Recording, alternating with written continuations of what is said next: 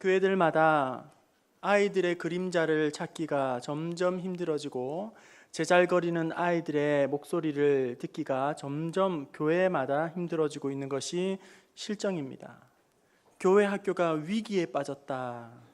이런 말은 이제 식상할 정도로 들었기 때문에 더 이상 감흥도 위기의식도 새롭게 들려지지도 않습니다. 현재의 추세대로 그대로 이렇게 시간이 흘러가게 된다면 향후 30년 안에, 이제 2050년 안에 한국 교회는 정확하게 절반으로 줄어들 것이라고 그렇게 교회 학자들은 예단하고 있습니다. 성도 여러분, 비상벨이 울리게 되면 우리는 어떻게 행동을 해야 하죠? 갑자기 사이렌이 요란하게 울리기 시작하면 우리는 어떻게 해야 합니까?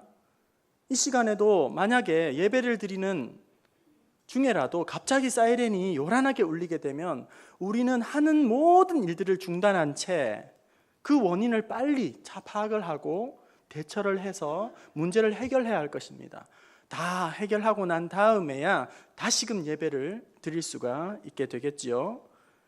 하지만 사이렌이 요란하게 울림에도 불구하고 그것을 그대로 방치하게 된다면, 내버려 두게 된다면, 그리고 또 이 비상벨을 울림에도 불구하고 전혀 그것을 무시해버린다면, 이제는 뭉개버린다면 이제 곧 큰 화를 당하게 될 것입니다. 1998년 10월 29일 노무라 증권 서울 지점에서 보고서 하나를 내놓았습니다. 그 제목은 이렇습니다. 대우그룹의 비상벨이 울리고 있다. 대우그룹의 비상벨이 울리고 있다. 달랑 4쪽짜리 이 보고서인데 채 10달이 지나지 않아서 당시의 5대 재벌 중에 2위인 대우그룹이 무너지게 되었습니다. 대마불사라는 신화도 같이 끝이 나고 말았습니다. 성도 여러분, 위기는 위기설을 부정할 때 닥치게 되는 거예요. 위기는 위기설을 무시할 때에 닥쳐오게 되는 것입니다. 예를 들면 교회가 지금 위기다, 교회가 큰일 났다, 교회가 지금 절벽에 이르렀다, 교회 상황이 너무너무 심각하다, 이렇게 했을 때에 그 말을 그냥 식상한 것으로 여기게 되고 넘어가게 된다면, 비상벨이 요란하게 지금 울리고 있음에도 불구하고 전혀 그것을 알아차리지 못하고 무시하거나 방치하게 된다면, 귀가 있어도 귀를 닫고 눈이 있어도 눈을 닫은 채 그렇게 근거 없는 낙관론으로 하나님은 우리를 지켜주실 거야, 우리 교회만은 전혀 문제가 없을 거야, 우리 교회는 괜찮을 거야, 이런 근거 없는 자신감을 가지는 것은 대단히 위험하다는 것이죠. 그래서 위기를 막을 수 있는 최고의 처방은 위기를 정면으로 마주해야 하는 것입니다. 위기를 막을 수 있는 최고의 처방이 눈을 부릅뜨고 위기에 대해서 우리는 정확하게 그것을 마주해야 한다는 거예요. 위기임에도 불구하고 그것을 부정하거나 무시하거나 또 외면하지 말고 그것을 정확하게 직시하지 않으면 이 위기를 우리는 극복해낼 수가 없다는 것입니다.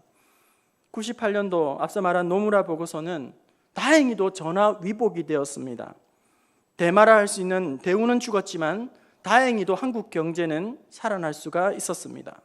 기업은 뼈를 깎는 그런 자구 노력을 했었고 노동자들은 정리해고까지 받아들일 각오를 했으며 정부는 구조개혁에 박차를 가하면서 정부도 기업도 노동자들도 온 나라 국민들이 위기의 때를 받아들이면서 그 큰 재앙을 이제 나라는 피했다는 거예요. 위기를 극복할 수 있었다고 그렇게 이야기를 합니다. 또 영국 모든 국민의 80%가 교회를 출석을 했다고 합니다. 하지만 지금은 5% 채 되지 않는다고 합니다.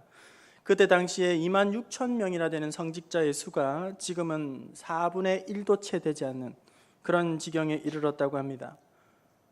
2000년, 그러니까 지금부터 벌써 오래전 이야기죠. 2000년대에 매주 평균 4개의 교회가 문을 닫고 1년에는 매년 220개의 교회가 이렇게 사라지거나 사원으로 혹은 나이트클럽으로 변화되었다고 합니다. 영국 교회 연구가인 피터 브렐리는 이 연구에 대해서 이제 2040년이 되면 전 국민의 0.5%만이 교회를 출석하게 될 것이다, 이렇게 이야기를 하였습니다. 또한 영국의 전문 전도 기관인 CPAS는 영국 교회의 현실에 대해서 이렇게 경고하였습니다. 우리가 잘 알듯이 우리는 주일학교가 지금 죽어 있는 것을 보게 된다. 영국의 교단들이 힘을 합하여서 어린이 전도에 특단의 정책과 노력을 기울이지 않는 한 우리가 우리 교회의 마지막 세대가 될 것이다. 그리고 2000년대에는 더 인디펜던트라는 신문에서 이렇게 기고하였습니다. 영국 교회는 40년 내에 사라질 것이다. 충격적인 연구, 충격적인 보고를 앞다투어서 그렇게 하여 쏟아놓고 있습니다. 그런데 여러분, 이런 충격적인 사실이, 보고가, 연구가 결코 남의 이야기가 아니라는 것입니다. 우리는 우리 교회 안에서 교회 밖에 모르기 때문에 딱히 비교의 대상이 없는지라 그 심각성을 피부로 잘 느끼지 못하고 있겠지만, 제가 일주일 전에 소강석 목사님 시무하시는 새해된 교회에 출석하고 있는 친구를 만났어요. 그 친구가 교회 학교 부서를 섬기고 있는데 최근 들어서 3분의 1이 사라졌다고 합니다. 이름만 대면 아는 대형 교회, 차를 댈 수 없을 정도로 많은 사람들이 구름처럼 몰려오는 그 교회가 최근에 아이들이 점점 없어져서 3분의 1이 사라지고 말았다는 것이겠죠. 지금 지방에 연고지를 두고 계셨던 분들은 아마 잘 아실 거예요. 지방의 소도시 교회는 거의 90% 이상이 교회 학교, 주일학교 학생들 자체가 지금은 교회에 없습니다. 저를 비롯한 아마 대부분의 성도들이 이 자리에, 여기에 나고 자란 토박이보다는 지방에서, 시골에서, 작은 교회에서 다 도회지로 직장 생활하고 이사해서 지금 우리 교회를 이루었을 거예요. 여러분, 샛강이 마르게 되면 멀지 않아서 이제 큰 강도 마를 수밖에 없습니다. 신앙의 샛강이라 할 수 있는 소도시의 작은 교회들에 더 이상 교회 학교가 없고 청년들이 없다고 했을 때에 곧 머지않아 이제 도시교회도, 중대형 교회도 그 영향을 고스란히 이제 받게 된다는 사실을 불보듯이 우리는 알 수 있습니다. 지금 이런 상황 가운데에 특단의 조치를 취하지 않으면, 특단의 노력과 주의를 기울이지 않으면 30년 안에 한국교회는 이제 절반으로 줄어들게 될 것입니다. 그리고 절반의 교회가 다른 용도로 사용되게 될 처지에 놓여 있다는 것이 교회학자들의 예견입니다. 여러분, 어떤 아이들도 자연적으로 그리스도인이 될 수가 없습니다. 이 사회가 우리 아이들에게 기독교 신앙을 가르쳐주는 것도 결코 아닙니다. 그랬을 때에 오늘 우리 교회가 해야 할 가장 시급한 사명은 우리 아이들에게 그리스도를 전파하는 것입니다. 오늘 우리 교회가 해야 할 가장 중요한 일은 우리의 자녀 세대들에게 믿음의 바톤을 옮겨주느냐 못 옮겨주느냐, 이것이 너무나도 중요하다는 사실입니다. 그렇지 못하면 지금 영국 교회가 지불하고 있는 이 비싼 레슨비를 곧 얼마 지나지 않아서 한국 교회가 뼈아픈 레슨비를 똑같이 지불하고 있을 것입니다. 서구 교회들이 줄줄이 사원으로 바뀌고 나이트클럽으로 바뀌고 다른 용도로 박물관으로 이렇게 쏟아지고 무너지는 것을 보면서, 기독교의 쇠퇴를 보면서 이것이 상식이 되어버린, 더 이상 새롭지 않은 시대가 이 시대인데요. 그런데 왜 이렇게 무너지고 있는 것이죠? 서구 교회가 왜 이렇게 다른 용도로 사원으로 그렇게 바뀌고 있는 것일까요? 이 시대가 너무나도 악하고 또 문화가 타락하고 또 많은 사람들이 물신을 섬기는 그런 물질 만능주의 사상이 너무나도 지배적으로 팽배하다 보니까 그렇게 교회들이 무너지는 것일까요? 가장 결정적인 원인이 있다면 이것입니다. 교회 안에 어른들은 죽어서 천국을 가는데 교회 안에서 어린 아이들이 자라나지 않기 때문이에요. 어른들은 하나씩 둘씩 때가 되면 우리 주님 만나기 위해서 천국 가는데 그 신앙의 바톤을 이어갈 우리의 젊은 세대, 우리의 자녀들 세대들이 커오지 않으니까 어쩔 수 없이 그렇게 교회가 다른 용도로 바뀌게 되는 것이죠. 여러분, 저는 요즘 주변 머리는 있는데 소갈머리가 점점 없어지고 있습니다. 그래도 주변은 괜찮은데 소갈머리가 점점 사라지고 있는 것이 저의 현실입니다. 그런데 여러분, 머리가 자꾸 이렇게 벗어지고 대머리가 되는 이유가 어디에 있을까요?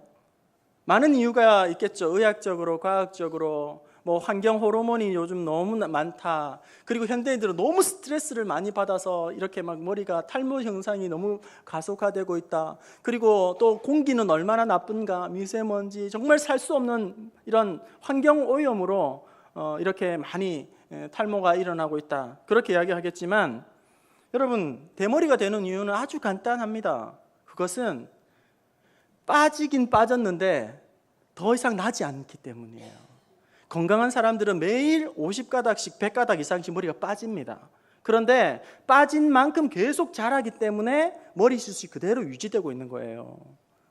그런데 대머리가 되는 이유는 머리가 빠지기는 빠지는데 더 이상 머리가 그만큼 자라나지 않기 때문에 계속 이제 민머리가 되고 텅텅 비게 되는 것이죠. 마찬가지입니다. 오늘 왜 이렇게 교회가, 서구 교회들이 무너지고 다른 용도로, 사원으로 그렇게 바뀌고 있는가? 어른 세대들은 때가 되어서 다 천국으로 가고 있는데 자녀들의 세대가 이제는 끊어졌기 때문에 더 이상 믿음에 대해 바톤을 이어받을 젊은 세대가 없기 때문에, 그렇게 단절되기 때문에 그런 현상이 일어나게 되는 것이죠. 이런 위기 상황을 바라보면서 우리는 어떻게 해야 될 것인가? 어떻게 해야 하는지는 아이들의 몫이 아니라 우리 어른들의 몫이라는 거예요. 어른들이 어떻게 하느냐에 따라서 이 위기를 해결할 수 있든지 아니면 더 무너질 수밖에 없는 것이겠죠.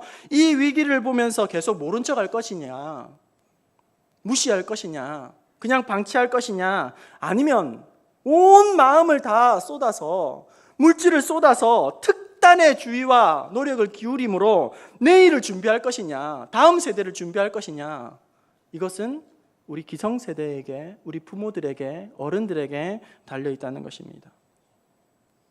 오늘 말씀으로 다시 돌아옵시다. 예수님께서 지금 골고다를 향하여 십자가를 짊어지고 올라가고 계십니다. 예수님의 이 십자가의 고통의 길을 많은 무리들이, 백성들이 뒤따르며 슬퍼하고 있습니다. 예수님의 이 모습을 지켜보는 백성들과 여인들은 큰 슬픔을 당하며 이 시간 애도하고 눈물을 흘리고 있는 내용이 기록되어 있습니다. 우리 27절 말씀 한번 보실까요? 오늘 배경의 말씀 27절 시작. 또 백성과 그 따라오는지라. 여기에 가슴을 치며 슬피 우는 이렇게 나오죠. 가슴을 치다. 이것은 원어로는 에콥톤토라는 것인데 그것이 콥토라는 원형을 안고 있는 거죠. 이 의미는 치다, 두드리다, 그리고 도려내다, 자르다 이런 의미가 있어요. 그러니까 너무너무 가슴이 아픈데 마치 도려내듯이, 칼로 도려내는 듯한 그런 고통을 지금 표현하고 있는 것이죠. 애통을, 고통을 말을 하고 있는 것입니다. 그리고 우는, 슬피 우는이라고 표현되어 있는 이 에드레눈이라는 말은 그 원형이 드레네오인데 애도하다, 통곡하다, 절망하다 그런 뜻을 담고 있는 것이죠. 지금 처형장으로 십자가를 끌고 또 구레네 시몬이 대신 짊어지고 가는 우리 예수님을 보면서 너무나도 추스릴 수 없을 정도로 통곡하고 애통하고 있는 그런 현장이 바로 눈앞에 펼쳐진 것입니다. 또 누가복음을 기록한 이 누가는 뒤에 따르는 무리들에 대해서 백성과 그리고 여인의 큰 무리로 묘사하고 있는데, 이는 예수님의 죽음을 슬퍼하고 애도하고 있는 남녀를 모두 다 통칭하고 있는 말이 되는 것이고, 특별히 누가가 기록한 이 내용은 여자들이 더 많이, 여인네들이 더 많이 슬퍼하면서, 더 많이 울면서, 더 많이 통곡하면서 그 주의를 지키고 있다는 것을 말씀하고 있는 것이죠. 그런데 이어지는 27절 이어지는 28절 말씀을 우리 한번 읽어봅시다. 28절 말씀입니다. 시작. 예수께서 돌이켜 그들을 향하여 예루살렘의 딸들아 나를 위하여 울지 말고 너희와 너희 자녀를 위하여. 도무지 울지 않고는, 통곡하지 않고는 견딜 수 없는 이 장면 앞에서 우리 예수님이 너무나도 뜻밖의 말씀을 해주시고 있다는 것입니다. 여기에 울다라는 이 말씀은 원어로 클라이오인데, 이 클라이오는 단지 눈물을 머금다, 눈물을 잠깐 이렇게 훔치다 정도가 아니라 처절하게 떼굴떼굴 구르면서 터져 나오는 탄숨과 탄식과 눈물, 폭포가 되었다는 것이에요. 성경에 보면 해당장 해당장의 딸이 죽었을 때에 사람들이 몰려서 이 클라이오 하면서 통곡하고 웁니다. 그리고 예수님께서 예루살렘 도성을 향하여 탄식하실 때에 클라이오 하시면서 눈물을 쏟으십니다. 그리고 베드로가 3번 우리 예수님을 모른다 부인하였을 때에 닭이 곧 3번 울게 되죠. 그 닭 소리를 듣고 부인하게 될 것이다 3번. 그 말씀이 생각난 베드로가 클라이오 하면서 탄식하면서 그렇게 우는 내용이 나옵니다. 누가복음 6장 23절에도 우는 자는 복이 있나니, 클라이오 하는 자는, 눈물을 하나님 앞에서 통곡하는 자는 복이 있나니, 이렇게 이야기를 하고 있는 것이죠. 이 비통한 울음, 절망적인 통곡의 울음, 지금 참을 수 없는, 주체할 수 없는, 억누를 수 없는 이런 울음을 토해내고 있는 이때에 우리 예수님이 뜻밖에도 그 사람들을 향하여서 뭐라고 이야기하십니까? 눈물의 대상을 180도로 바꿔놓는 것이죠.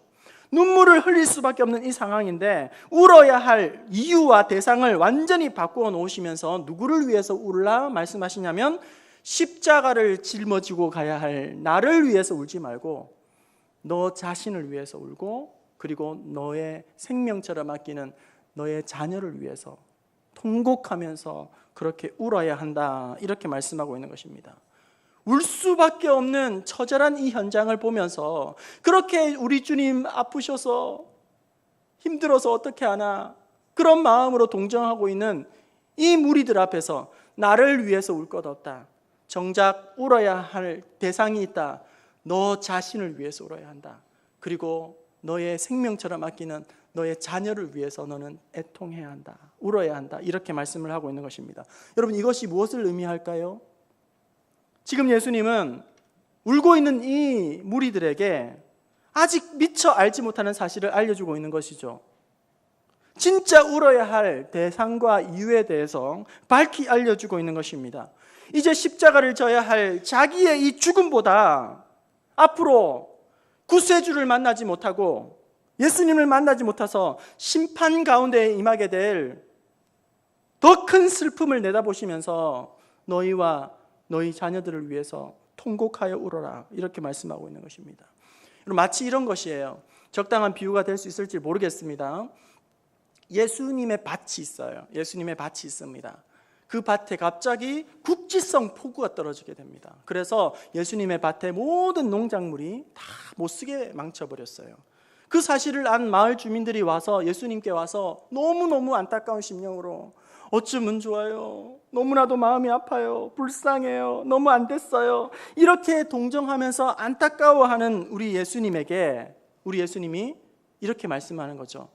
문제가 있다면 이제는 더 큰 폭풍우가 몰려올 것인데, 그 폭풍우는 바람과 우박과 지진과 해일과 모든 자연재해를 다 가지고 오는 폭풍우가 이제 몰려오게 되는데, 그때에는 모든 집과 모든 가정과 모든 가축과 모든 농작물들이 다 쑥대밭으로 덮이게 될 것이다. 그 사실을 내다보신 우리 예수님이 내가 당한 이 고통, 아픔을 걱정하지 말고 이제 곧 닥치게 될 심한 무서운 심판을 두려워하고 그 앞에서 기도하라는 거예요. 울라는 것입니다. 다시 말하면 나를 위해서 울 것 없다. 너희의 죄악의 심각성을 눈으로 보고, 그리고 하나님 없이도 살아가는 너희 자녀를 위해서 너희는 피눈물 나게 울어야 한다.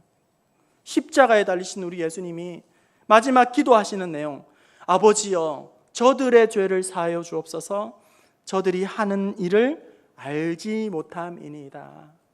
아무것도 죄에 대해서 무지한 채 하나님 없이도 얼마든지 살아갈 수 있다는 그 죄의 무지에 빠져있는 너와 너희 자녀들을 위해서 가슴을 치면서 울면서 그렇게 기도하라는 것입니다. 여러분, 오늘날 많은 성도들이 예수님의 고난의 십자가를 생각하면서 마음 아파하고 그리고 감동을 받습니다. 그리고 고난주간이 되면 특별히 더 십자가를 묵상하면서 예수님을 생각하며 눈물을 흘리며 안타까워합니다. 마치 오늘 본문에 나오는 예루살렘의 이 여인들처럼. 그러나 여러분, 우리가 진정으로 우리 주님을 생각하고 운다면 우리 주님의 아파하심을 보면서 울 것이 아니라 우리가 진정으로 울어야 할 것은 우리의 지독한 죄악을 보면서 우리 주님을 십자가에 못 박아야 할 정도로 그렇게 우리가 너무나도 심각한 죄인이라는 사실을 깨닫고, 또한 예수 잘 믿기는 너무나도 힘든 이 악한 세대에 살아가고 있는 우리의 자녀들을 생각하면서 이 악한 세대 가운데 유리하고 방황하는 우리의 자녀들을 생각하며 걱정하며 울어야 한다는 것입니다. 하나님을 알지 못하는 이 자녀 세대를 위해서 너희는 더 많이 울어야 한다. 이것이 바로 나를 위해서 울지 말고 너희 자신과 너희 자녀를 위해서 울라고 하신 말씀이라는 것이죠. 여러분, 하나님은 우리의 눈물을 다 보고 계십니다. 하나님은 우리의 눈물을 귀하게 여기십니다. 우리가 엎드려 눈물로 기도하면 그 눈물을 하나님은 들으시고 응답하여 주십니다. 히스기야가 죽을 병에 걸렸을 때에 그가 하나님 앞에서 무릎 꿇고 눈물로 기도하며 엎드리게 됩니다. 이에 하나님은 이사야를 통해서 내가 너의 기도를 들었다, 내가 내 눈물을 다 보았다, 이렇게 응답을 해주셨습니다. 우리 한번 말씀을 보실까요? 열왕기하 20장 5절 함께 우리 자막 보시면서 읽어봅시다. 시작. 너는 돌아가서 내 백성의 주권자 히스기야에게 이르기를 왕의 조상 다윗의 하나님 여호와의 말씀이 내 기도를 들었고 내 눈물을 보았노라. 내가 너를 낫게 하리니 내가 3일 만에 여호와의 전에 내가 너의 기도를 들었다. 그리고 내 눈물을 보았다. 그 기도와 너의 눈물의 기도를 나는 외면하지 않는다. 우리 하나님께서 말씀하신 것이죠. 또한 눈물의 선지자 예레미야는 눈앞에 펼쳐진 절망적인 상황 앞에서 탄식하며 눈물로 하나님 앞에 기도합니다. 예레미야 애가 3장 47절에서 49절 우리 함께 보실까요? 함께 봅니다. 시작. 두려움과 함정과 파멸과 멸망이 우리에게 임하였도다. 딸 내 백성의 파멸로 말미암아 내 눈에 눈물이 시내처럼 흐르도다. 내 눈에 흐르는 눈물이 그치지 아니하고 쉬지 아니하냐. 이 상황을 보면서, 펼쳐진 상황을 보면서 그의 눈물이 시내처럼 터져 나오고 있다는 거예요. 도무지 눈물을 그칠 수 없을 정도로 애통하고 있는 예레미야 애가의 이 눈물의 고통을 한번 보십시오. 또한 다윗은 눈물로 시편을 써내려가게 됩니다. 여호와여, 나의 눈물을 주의 병에 담으소서. 내 눈물이 주야로 내 음식이 되었나이다. 우리가 잘 아는 바대로 한나는 눈물의 기도를 통해서 그 사무엘 아들을 가슴에 품게 됩니다. 그리고 사무엘을 눈물로 기도하면서 평생을 하나님 앞에 쓰임받도록 그렇게 내어드립니다. 그리고 눈물의 어머니 한나야로 말미암아 사무엘은 하나님 앞에서 귀한 믿음의 사자로, 선지자로 쓰임을 받게 되었습니다. 여러분, 하나님은 우리의 눈물을 기억하십니다. 우리의 눈물을 하나님 병에 담으십니다. 우리 하나님은 눈물을 보시고 우리의 자녀들을 지키시고 우리의 눈물을 보시고 우리의 자녀들을 다시금 살려주십니다. 자녀를 위해서 기도하지 않는, 자녀를 위해서 울지 않는 사람은 대책 없이 용감한 부모라는 거예요. 2004년 12월 30일 밤 아르헨티나 부에노아이레스의 나이트클럽 크로마뇽 공화국이라는 나이트클럽에서 록밴드 카예 헤로스 락 콘서트가 벌어지게 됩니다. 정원은 1,500명, 그런데 정원의 2배가 넘는 3,000명이 그 자리에 운집하게 되고 모든 사람들이 발을 디딜 수 없을 만큼 그렇게 되었습니다. 그 안에 관객들은 대부분이 10대와 20대 젊은 청년들이었습니다. 열기가 한창 무르익을 때에 누군가가 폭죽을 쏘아 올렸는데 그것이 불꽃이 천정에 올라붙게 되었고 공연장이 삽시간에 불바다가 되어버렸습니다. 가연성 플라스틱 소재로 만들어진 공연장은 유독가스로 온통 가득 차게 되었고 사람들은 출구를 찾으려고 그렇게 아비규환이 되어버렸습니다. 모두 6개의 출구가 있었지만 4개가 밖에서부터 잠겨 있어서 사람들은 도무지 나갈 수 없었고 그리고 비상등은 꺼져 있었으며 암흑천지 가운데에 소화기는 콘서트장에 한 대도 없었다고 합니다. 구조 작업은 더딜 수밖에 없었고 그 대형 참사를 통해서 무려 194명이 그 자리에서 죽었고 700여 명이 다치고 또 병원 신세를 져야만 했다고 합니다. 이 대형 참사가 있은 이후에 추악한 진실이 드러나게 되었는데 악덕 업주는 돈벌이에 급급한 나머지 소방시설을 전혀 갖추지 않았었고 그리고 관리 감독을 책임져야 할 시는 그것을 눈감아 주었다고 합니다. 이 비판이 이제 쏟아지기 시작하면서 당시의 시장이었던 이바라라는 사람은 모든 이것을 또 혐의를 말미암아 탄핵을 받게 되어 물러나게 되었고 이후에 유가족들은 희생자를 추모하기 위하여서 공간을 마련하고 전국을 다니면서 유품을 전시하면서 이런 참사가 다시는 재발하지 않도록 우리의 젊은 생때 같은 우리의 자녀들이 다시금 이런 비참한 생을 마감하지 않도록 그렇게 잊지 말자고 그렇게 외치고 다녔습니다. 이에 탄핵받았던 이바라는 야당이 유가족을 정치적으로 이용하고 있다, 공세를 하고 있다. 그리고 많은 사람들 중에는 몇 년이 지났는데 아직도 그것 때문에 슬퍼하고 있느냐, 제발 좀 징징거리지 말고 이제 그만 좀 우려먹어라. 그리고 또한 한편에서는 관광객이 감소하고 있으니 제발 이제는 그만 좀 울자, 이런 이야기가 터져 나왔습니다. 이때에 이 사람들을 향하여 마리오 베르고글리오라는 추기경은 이렇게 일갈하였습니다. 이 도시는 더 울어야 한다. 우리는 아직 충분히 울지 못했다. 다시는 나의 이 자식들이 이런 처참한 비극이, 희생이, 생명이 잃어버리지 않도록 우리는 더 많이 슬퍼해야 한다. 우리는 아직도 충분히 울지 못했다. 저는 오늘 이 마리오 추기경의 말을 빌어 여러분에게 전하기 원합니다. 여러분, 자녀를 위해서 울 만큼 울었다고요? 이제는 더 이상 자녀를 위해서 울고 싶지 않다고요? 자녀를 위해서 이미 많이 울었다고요? 여러분, 우리는 아직 충분히 울지 못했습니다. 우리의 자녀를 위해서 우리는 더 많이 하나님 앞에 눈물 흘려야 합니다. 울어야 할 때 울지 못하면 나중에는 돌이킬 수 없는 지경에 이르러 땅을 치며 후회할 날이 오게 될 것입니다. 우리의 자녀를 위해서 더 많이 울어야 합니다. 내 자녀가 하나님의 품으로 돌아올 때까지, 내가 이 땅을 떠나도 우리의 자녀가 신앙으로 홀로 설 수 있을 때까지, 내가 주님 만나 천국에 가더라도 이 자녀가 주님의 핏값으로 사신 이 교회를 굳굳하게 지킬 수 있을 때까지 우리는 더 많이 내 자녀를 위해서 충분히 더 울어야 하는 것입니다. 오늘 우리가 눈물을 메말라 버렸다면, 이제 더 이상 기도하는 것을 하나 하지 않고 있다면, 다시 하나님 앞에 우리의 자녀 인격적으로 하나님 만나 평생의 주님 앞에 귀하게 쓰임받는 믿음의 세대, 오늘 우리만 예수 믿고 끝나는 것이 아니라 이 믿음의 바톤을 우리의 자녀들이 잘 이어받아서 주님 오시는 그날까지 사랑하는 몸된 교회를 지켜나가고 귀하게 아름답게 쓰임받는 믿음의 세대들이 되게 해달라고 더 많이 엎드려서 하나님 앞에 더 울고 기도하는 저와 여러분 될 수 있기를 주님의 이름으로 축원합니다.